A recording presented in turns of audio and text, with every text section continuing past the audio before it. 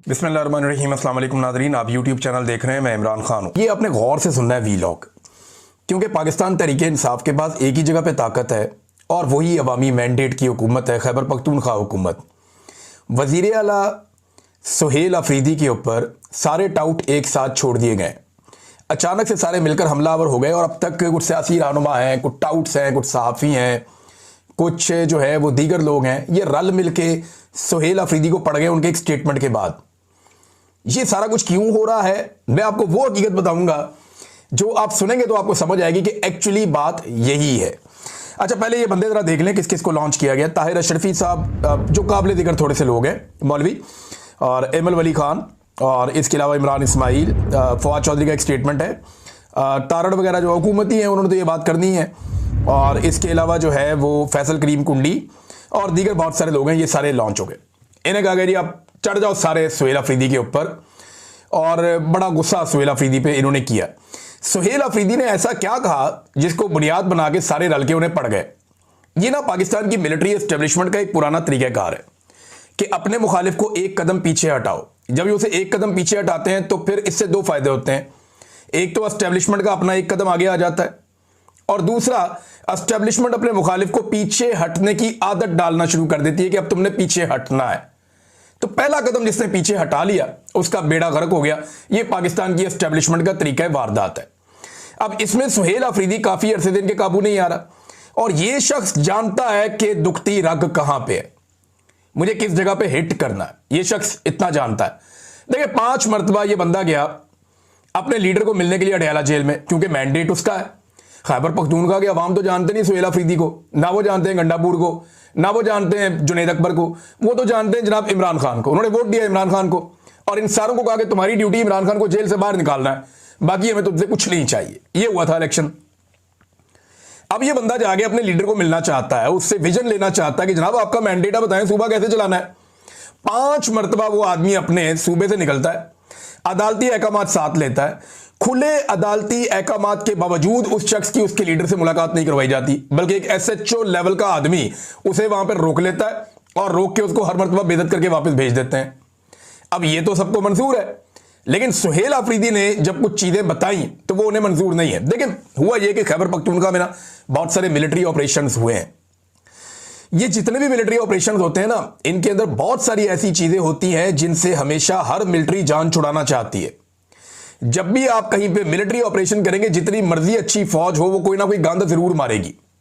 ये बलूचिस्तान में हुआ, बलूचिस्तान के लोगों को आज भी शिकवा है। जो अकबर बुक्टी का मामला था वो क्या था, एक डॉक्टर के साथ रेप का मामला था, वहां से मामला सारा उठा था। इसी तरह खैबर पख्तूनख्वा में जब ऑपरेशन हुए हैं तो वहां पे लोगों को बेशुमार शिकायत है, और बहुत सारी मैं जानता हूं, लेकिन हम इसके ऊपर बात नहीं करते। देखिए, जितने भी सियासतदान होते हैं ना, या जो अलीट के लोग होते हैं, जो हुकूमतों के अंदर आते हैं, उनके बहुत बड़े बड़े स्टेक होते हैं सिस्टम के अंदर। उन स्टेक्स की वजह से वो लोग बहुत सारी बातें पी जाते हैं, या बहुत सारी बातें जो करने की होती हैं वो नहीं करते। वो ये कहते हैं कि यार ये बातें करेंगे तो मामला खराब हो जाएगा, मेरा ये वाला स्टेक है ये खराब हो जाएगा, मेरी हुकूमत खराब हो जाएगी, मेरे ताल्लुकात एस्टेब्लिशमेंट से खराब हो जाएंगे। लेकिन अजीब बात यह है कि ये जो वजीर आला है खैबर पख्तूनख्वा का, इसके स्टेक्स बाहर नहीं है, इक्तदार में भी नहीं है अभी तक। इसका जो वाइड स्टेक है, जो बहुत बड़ा है, वो अडयाला जेल के अंदर बंद है। और ये है मिडिल क्लास आदमी, इसको इस बात का पता है कि ये सारी जिंदगी भी एड़ियां रगड़ता, एस्टेब्लिशमेंट की भी गुलामी कर लेता, तो ये कभी वजीर आला खैबर पख्तूनख्वा नहीं बन सकता था। इमरान खान के साथ वफादारी निभाई है, उसके नजरिए के साथ खड़ा हुआ है, तो ये वजीर आला खैबर पख्तूनख्वा बन गया है। उसको इस बात का पता है। देखिए, अगर सुहेल अफरीदी ने किसी वक्त भी इस हुकूमत को अपनी कमजोरी बनाया, या किसी वक्त भी पाकिस्तान की एस्टेब्लिशमेंट को इस बात का जरा सा भी शुबा हुआ कि इस आदमी को अपनी हुकूमत गिरने का खतरा है, या इसको अपनी हुकूमत से प्यार हो गया है, तो फिर वहां कहानी खत्म हो जाएगी सुहेल अफरीदी की। उसे इस बात की परवाह नहीं है, और उसने अब वो सच बोलना शुरू किया जिस सच को हमेशा बड़े बड़े लोग छुपाते रहे हैं। देखिए, मैं इस पे एतराज कर दिया, एकदम रोला डाल दिया जी मस्जिद के अंदर कुत्ते बांधे फौज ने, और हमने जब उन्हें कहा, उन्होंने कहा आप भी कुत्तों की तरह ही हो, यानी आप में कोई फर्क नहीं है कुत्तों में और आप में। और ये सुहेल अफरीदी ने एक बात बताई, लेकिन यहां सुहेल अफरीदी ने एक बात नहीं बताई, और बातें भी बताई थी। सुहेल अफरीदी ने यह भी बताया था कि एक एक घर की 10-10 लाशें हमने उठाई हैं। इस पे तो किसी ने सवाल नहीं उठाया, किसी ने नहीं कहा कि सुहेल अफरीदी झूठ बोल रहा है। सुहेल अफरीदी ने एक और मुतालबा भी किया था कि मेरा मुतालबा है कि बॉर्डर पर तैनात तमाम लोगों के असासे पब्लिक किए जाएं, ताकि हकीकत सबके सामने वाज़ेह हो जाए कि वहां से ये लोग अंधाधुंध पैसा बना रहे हैं सिक्योरिटी फोर्सेस के लोग, इसके ऊपर भी किसी ने आवाज नहीं उठाई, इसके ऊपर भी किसी ने रोला नहीं डाला। अब इन बातों के ऊपर भी तो आवाज उठानी चाहिए ना। बेगुनाहों की अमवात का भी उसने जिक्र किया, उसके ऊपर किसी ने बात ही नहीं की। सारे के सारे आगे मस्जिद वाली बात पे। हालांकि एक इंसानी जान की हुर्मत काबे की हुर्मत से ज्यादा है, ये मेरा दीन कहता है। मैं कोई बाहर से नहीं लेकर आया ये स्टेटमेंट, और ये मैंने इन्हीं मौलवियों से सुनी है जो इस वक्त उछल उछल के बयान दे रहे हैं कि एक इंसानी जान की हुर्मत जो है वो काबे की हुर्मत से ज्यादा है। तो आप एक मस्जिद की बात करते हैं, यानी यहां पे आप मस्जिद की बात करते हैं, ओवर रिएक्ट कर रहा है सिस्टम। ये सिस्टम बहाना ढूंढ रहा है कि कहां पे हम सुहेल अफरीदी को दीवार के साथ लगाएं या एक कदम पीछे हटाएं। आज से कुछ अर्सा पहले आपको याद होगा एक अजान देने का सिलसिला शुरू हुआ था पाकिस्तान के बाहर। कुछ दोस्त हैं, उन्होंने ये शुरू किया था, अहमद अली साहब वगैरह, कि जनाब हमने आजान देनी है। तो उन्होंने आजान देने का सिलसिला शुरू किया और एक उसका नाम भी रखा मिशन नूर। तो एस्टेब्लिशमेंट में फौरी तौर पे उनको एक कदम पीछे हटाने के लिए मिशन नूर के नाम को मुतनाज़ बना दिया, मौलवी लॉन्च कर दिए, बंदे लॉन्च कर दिए। अच्छा, उन लड़कों ने कहा जी हम तो एक कदम पीछे नहीं हटते, इसका यही नाम रहेगा। उन्होंने पहली मरतबा कहा कि जी ब्लैकमेल ही नहीं होते, जो करना कर लो, और उन्होंने कामयाब अपना मिशन पूरा भी करके दिखाया। पाकिस्तान भर से लोगों ने अजानें दी, बहुत बड़ी एक्टिविटी हुई पूरे पाकिस्तान में। बल्कि इमरान खान ने जेल में सुना, उसने कहा जी मुझे पता होता मैं भी अजान दे देता। तो अब ये सुहेल अफरीदी को दीवार से लगाना चाहते हैं, एक कदम पीछे हटाना चाहते हैं, ओवर रिएक्ट कर रहे हैं। ये कोई इतना बड़ा स्टेटमेंट सुहेल अफरीदी ने नहीं दिया। एक इंसान की जान की कीमत इससे ज्यादा है जो ये मस्जिद के अंदर कुत्ते या जानवर बांधने वाली बात है। और अभी मैं आपको बताऊंगा कि उसके सबूत अब सामने आना शुरू हो गए, लोग उस पर बात करना शुरू हो गए। ये ओवर रिएक्ट कर रहे थे ना। इस मुल्क में जजों के कमरों के अंदर कैमरे लग गए कि उनकी और उनकी जो फैमिली है, इनके जो खलबत के लम्हात है उनको फिल्मा दिया जाए। पार्लियामेंट और पार्लियामेंट लॉजेस के ऊपर कब्जे हो गए, यहां पे चढ़ दौड़े नकाब पोश, यहां पे हजारों चादर और चार दीवारियों का तकद्दुस पामाल हो गया। इंसानों की जबरी तौर पे गुमशुदगियों का एक लामुतनाही सिलसिला जारी है बड़े लंबे अरसे से। निहत्ते इंसानों पर गोलियां बरसाकर बार बार लाशें बिछाई गई इस मुल्क के अंदर। औरतों को सड़कों पर घसीटा गया, गालियां दी गई, धमकियां दी गई, बहन बेटियों और बहुओं को अगवा किया गया सिर्फ एक अस्करी आईनी तरमीम के लिए। माओं के गिरबानों में हाथ डाला गया सिर्फ इलेक्शन चोरी करने के लिए, पूरा का पूरा इलेक्शन ही चोरी कर लिया गया। इद्दत जैसे घटिया तरीन मुकदमात बनाए गए, हजारों बेगुनाहों को जेलों में डाल दिया गया, सैकड़ों मसाजिद को भी हाल ही में सील किया गया है। क्या आप सारे नहीं जानते कि वहां पे नमाजें और अज़ानें बंद हो गई थी? बेशुमार ये किया गया। इस्लामाबाद में रातों रात एक मस्जिद ही पूरी ढा दी इन्होंने। वो तो फजल रहमान वालों की मस्जिद थी, वो आगे चढ़ गए, उन्होंने कहा दोबारा बनाएंगे। इन्होंने पैसा भी दिया, उनको जान छुड़ाई उनसे। ये सिर्फ ओवर रिएक्ट कर रहे हैं, सिर्फ सुहेल अफरीदी को दीवार से लगाने के लिए। कोई ऐसी बात नहीं है, खातिर जमा रखें, किसी को कोई तकलीफ नहीं हुई। एस्टेब्लिशमेंट ने इसको एक मौके के तौर पर लिया है। मेरे ख्याल में एस्टेब्लिशमेंट ने जल्दबाजी की, उन्हें इंतजार करना चाहिए था, इससे बेहतर मौका शायद उन्हें मिल जाता, लेकिन यहां पे वो एक्सपोज हो गए। मस्जिद में कुत्ते बांधने वाली बात, और ये तो साबित शुदा है ना। यहां मैं आपको पढ़ के सुनाता हूं, ये देखें बहुत सारे लोग बता रहे हैं। एक तो जनाब कुछ सहाफ़ी हैं, उनको लॉन्च किया गया, एक सहाफ़ी है वो कुछ कह रहे थे, तो इसके जवाब में वहां पे जो मौलाना नसीम अली शाह साहब है, पाकिस्तान तहरीक इंसाफ के नेशनल असम्बली के मेंबर हैं, NA 39 से, बन्नू से, वो ये कहते हैं सहाफ़ी को मुखातिब करते हुए, आप इंतहाई मोतमद सहाफ़ी हैं, वज़ीर आला साहब कबायली इलाकों से ताल्लुक़ रखते हैं, अगर आपको वज़ीर आला के कॉल पर भरोसा नहीं तो बराए मेहरबानी माइक उठाएं और ज़िला खैबर में जाकर वहाँ अफरीदी कबाइल से इंटरव्यू लेकर पता कर लें, जबकि इसी इंटरव्यू को अपने इदारे के जरिए बगैर किसी कट के ऑन एयर भी कर दें, ताकि पूरी कौम को मालूम हो जाए कि वज़ीर आला का बयान सच है या झूठ है। खुली ऑफर दे दी उन्होंने। एक और वहाँ पे पाकिस्तान तहरीक इंसाफ के अहदेदार हैं, वो कहते हैं जी आ जाओ, पाकिस्तान के जितने सहाफ़ी आना चाहते हैं मैं ले जाता हूँ, आपको तीरा में ले जाता हूं, खैबर में ले जाता हूं, चल के इंटरव्यू करें, लोग आपको बता देंगे। ये मैं आपको एक तकरीर सुनाता हूं, ये पाकिस्तान तहरीक इंसाफ के MNA इकबाल अफरीदी साहब की तकरीर है कौमी असम्बली में। MNA इकबाल अफरीदी साहब आज से कुछ अर्सा कबल क्या कह रहे थे कौमी असम्बली में, जरा ये आप सुन लीजिए। एक तो ये इशू है, दूसरा हमारे तिरा में जो मकबूजा मस्जिद है 12-13 साल से उसमें सिक्योरिटी फोर्सेस बरजमान है और उस पर कब्जा किए हुए हैं। मस्जिद अल्लाह का घर होता है और वो वहां के जो जितने भी अवाम है वो गुज़श्ता कई महीनों से वहां पे एहतिजाज पे बैठे हैं और ये एहतिजाज का सिलसिला गुज़श्ता 4-5 साल से जारी है। मैं गुजारिश करूंगा कि वहां पे डिशे चलाना, वहां पे बूढ़ों के साथ अंदर घुसना, वहां पे आम मामलाती जिंदगी के जो जरूरियात है वो करना, ये वो अल्लाह का घर है, हम पे अजाब नाजिल हो जाएगा। लिहाजा मैं अपील करूंगा कि फौरी तौर पे वो रूलिंग दे कि वो मस्जिद जो है ना वो आजाद कराए और वहां उन पे इजाजत दे उन लोगों को। जनाब ये देखें जी, आप कौमी असेंबली में आप सुन रहे थे इकबाल अफरीदी साहब एमएनए हैं, अब वो ये बता रहे थे, इसके बाद डेस्क भी बजाया गया अपोजिशन की जाने से, बिल्कुल ही इजाजत देनी चाहिए, लोग जाएं मस्जिद में जाके नमाज पढ़ें, वहां बूटों समेत अंदर घुसना, वहां टीवी लगाना, वहां पे वो डिश एंटीना वगैरह लगाना, ये चीजें करना ये नामुनासिब। अब वो ये कह रहे हैं कौमी असेंबली के फ्लोर पर खड़े होके, तब तो किसी ने रोला नहीं डाला भाई, अगर इतनी मायूब बात होती तो उस दिन रोला डाल देते हैं ना। ये एक और वीडियो सोशल मीडिया पे गर्दिश कर रही है, जो लोग वहां पे एहतजाज कर रहे हैं, उन्होंने बाकायदा अपने बैनर के ऊपर लिखा हुआ है कि मसाजिद को जो है वो वापस आज़ाद किया जाए, उनका कब्जा छोड़ा जाए, ये बैनर के ऊपर लिखा हुआ है। और ये यहां पे जो शख्स तकरीर कर रहा है वो भी अपने मुंह से वही बात कर रहा है एग्जैक्टली, उसने सिर्फ गधे का इजाफा किया है कुत्ते के साथ। और ये मैं क्योंकि पश्तो में है तो आपको समझ नहीं आएगी, लेकिन जो लोग पश्तो बोलते हैं उनसे मैंने पूछा, उन्होंने कहा जी एग्जैक्टली यही है, कि वो भी बता रहा है कि वही बात जो सुहेल अफरीदी ने बताई थी। तो ये नाज़रीन मामला है सीधा सीधा और साफ साफ। अब जनाब एक कुछ सहाफ़ियों की जानिब से भी जारी करवा दिया गया, एयरवाई के ऊपर न्यूज़ चल जाती है सबसे पहले कि जनाब शोहदा की कुर्बानियों को सियासी तनाज़ात में घसीटना काबिल मजम्मत है, खैबर यूनियन ऑफ जर्नलिस्ट और सहाफ़ियों ने जनाब इसकी मजम्मत कर दी और ये और वो बड़ा जारी कर दिया। तो इसमें मोहम्मद फ़हीम साहब हैं जो इसी मुल्क में जर्नलिज्म करते हैं, खैबर पख्तूनख्वा से इनका ताल्लुक है, सीनियर जर्नलिस्ट हैं और एक उस्ताद भी हैं, बड़े शानदार आदमी हैं। मोहम्मद फ़हीम साहब ये कहते हैं कि खैबर यूनियन ऑफ जर्नलिस्ट के ऑफिशियल व्हाट्सएप ग्रुप में ऐसा कोई बयान शेयर नहीं किया गया है, यानी बार बार इस किस्म की बातें की गई।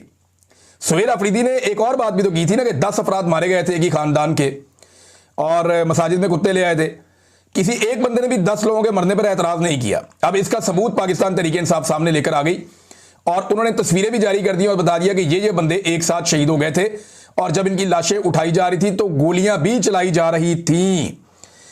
यानी ये एक तरह का दबाव है जो सुहेल अफरीदी पे डाला जा रहा है, जो मुझे इस सारे मामले में समझ आई है। अच्छा एक चीज और है, जो लोग इस इलाके में रहते ही नहीं है वो इसके ऊपर दावा कैसे कर सकते हैं?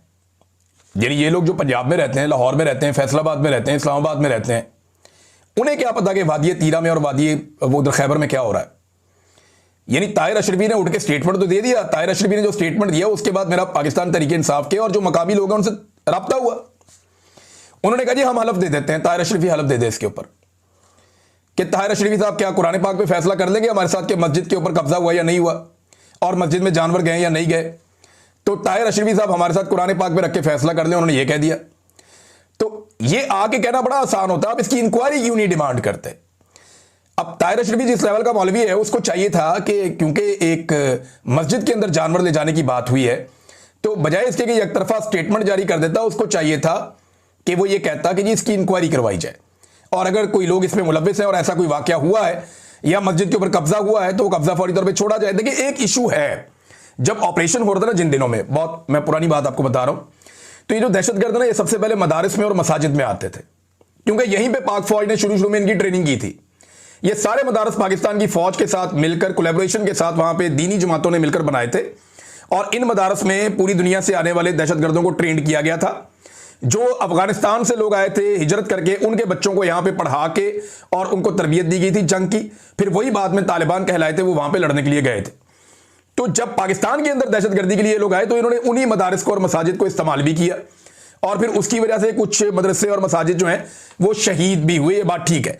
लेकिन मकामी लोगों का ये कहना कि हमारी मसाजिद के ऊपर लंबे अरसे से कब्जा है, ये बात जो है वो कौमी असेंबली में भी उठाई गई है, लिहाजा इस चीज को उस एंगल से भी देखा जाना चाहिए और सुहेल अफरीदी को दबाने के लिए ये सारा जो बयानिया उसको इस्तेमाल किया जा रहा है, अदरवाइज इसके अंदर और कुछ भी नहीं है, कुछ भी ऐसा नहीं है जिसके ऊपर कोई वबाल खड़ा किया जाए। नाज़रीन 27वीं आईनी तरमीम जो आ रही है इसके अंदर खतरात क्या क्या है, इसके ऊपर एक डॉक्यूमेंट जारी किया पाकिस्तान तहरीक इंसाफ ने जागो पाकिस्तान के नाम से कि 27वीं आईनी तरमीम का मुसवदा तो अभी तक अवाम के सामने नहीं आया, लेकिन जो चीज़ें जिन्हें छेड़ा जा रहा है कि जो मौजूदा आइन है वो क्या है और उसमें जो रद्दोबदल हो सकता है वो क्या हो सकता है।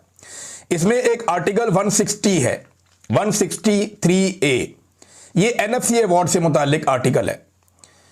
अच्छा, इसमें जो आर्टिकल 163A है वो ये कहता है कि सूबों का कौमी फंड्स में हिस्सा कम नहीं हो सकता। वैसे ही सूबों को इतना ज्यादा हिस्सा नहीं मिलता, वफाक ज्यादा पैसे लेता है, आई थिंक 57% वफाक लेता है, 43% सूबों को जाता है।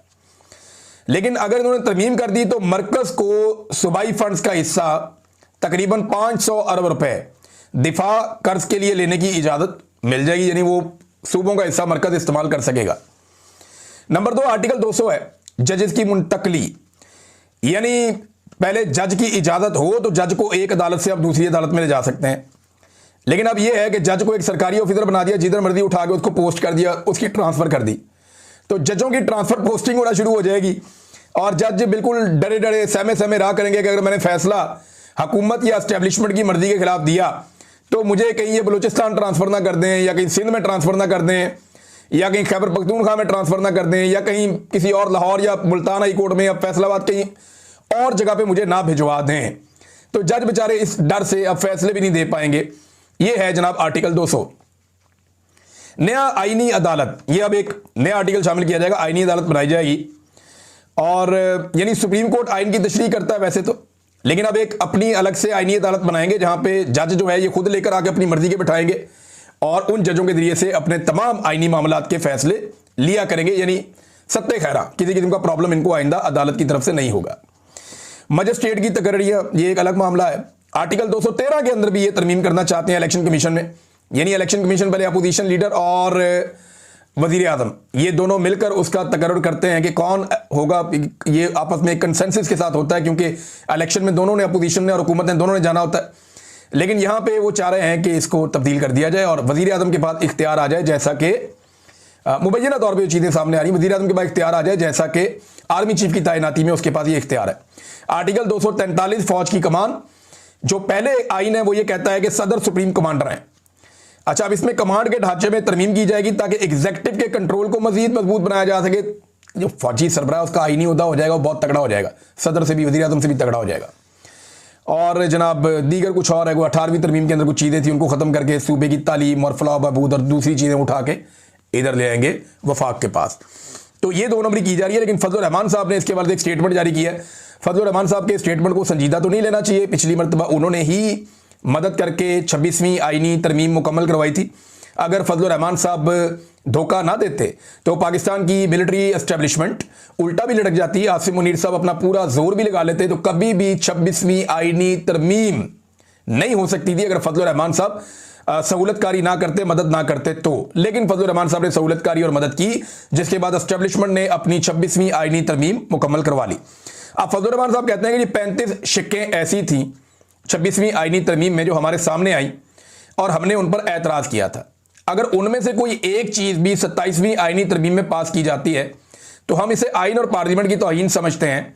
तो ये बात वाज़ेह है कि अगर 26वीं तरमीम की कोई चीज़ आई तो ये काबिल कबूल नहीं होगी। फजल रहमान साहब, इससे फ़र्क क्या पड़ता है? आपने माले गनीमत की तरह पाकिस्तान तहरीक इंसाफ की मखसूस नशिस्तें भी ले ली और हुकूमत को भी दिलवा दी। अब उनके पास कौमी असम्बली में 2/3 अक्सरियत पूरी है। एमएल वली खान को मिलाकर उनको सिर्फ 2 वोट चाहिए बाकी, और आपके 2 से 3 सेनेटर मैं जानता हूं आपके कंट्रोल में नहीं है, तो बड़े आराम से हुकूमत ये आईनी तरमीम कर लेगी।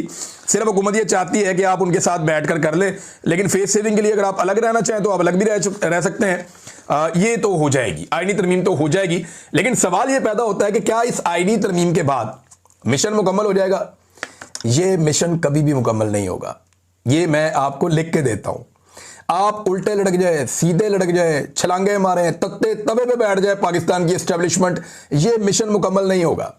मैं बार बार कह रहा हूं कि पाकिस्तान की मिलिट्री एस्टेब्लिशमेंट के पास इमरान खान वो आखिरी मौका है जिसके जरिए से आप पाकिस्तानियों को राजी कर सकते हैं। मैं ये नहीं कह रहा कि उसके साथ डील कर लें जाके, मैं ये कह रहा हूं कि इमरान खान आपके पास आखिरी मौका है जो आपको इज्जत के साथ आपकी बैरकों में वापस भेज सकता है, क्योंकि इसके बाद लोग किसी और की ये वाली बात नहीं सुनेंगे कि मुल्क भी मेरा और फौज भी मेरी। ये इमरान खान की हद तक लोग सुन रहे हैं और बर्दाश्त कर रहे हैं।